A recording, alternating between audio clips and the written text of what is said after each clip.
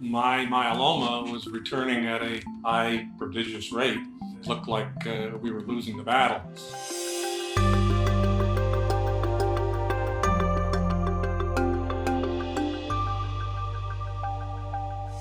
My name is David Wellenstein. I'm a retired radiologist living in upstate New York. I live here with my wife of 53 years, and I have 4 adult children and 5 beautiful grandchildren. My story begins about 6 years ago. I was 68 years old, and we were in the process of planning my retirement. We had just come back from Florida, and while I was down there, somebody encouraged me to take up golf. And they kept telling me that, the golfing is completely different up north because the grass is so different.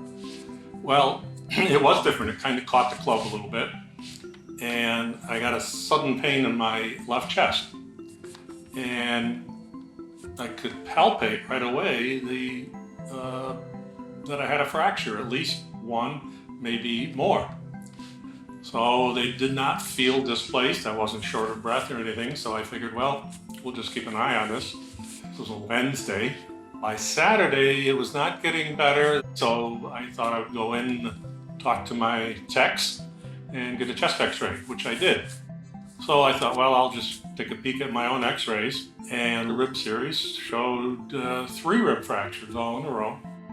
We're always encouraged to take one last look at the pictures before we're done, make sure we're not missing anything, and lo and behold, there was a fracture in the left hip. And then additionally, there were multiple tiny holes scattered throughout my skeleton. This is the certain picture of multiple myeloma and appearing quite advanced. This was a real shocker. I had to sit there for a few minutes to regain my composure.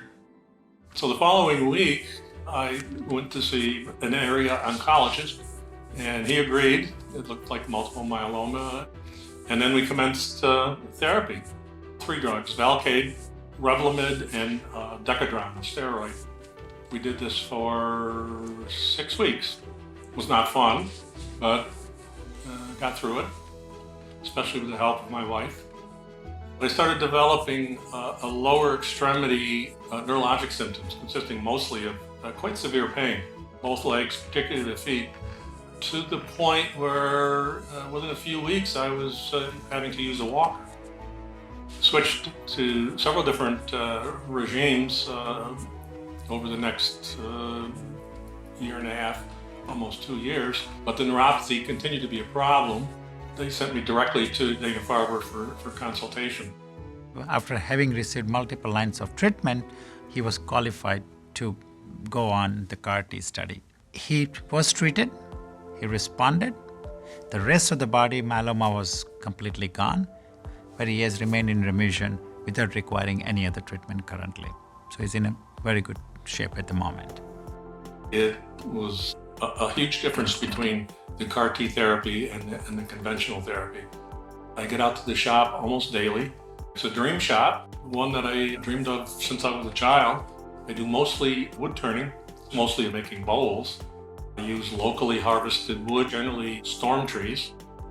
It's a custom bowl that's no two are alike. And I've expanded into other things. I do leather work.